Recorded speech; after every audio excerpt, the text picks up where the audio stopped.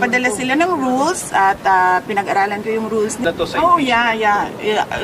Very obvious. Very obvious yung kanilang ginagawa na nagpa-practice sila o anong gagawin nila para sa impeachment. Antayin natin yung articles of impeachment. Doon tayo magbabase kung ano yung isasagot natin dahil hindi naman natin alam kung ano talaga yung final na isasulat nila. Nagte-testing sila ngayon.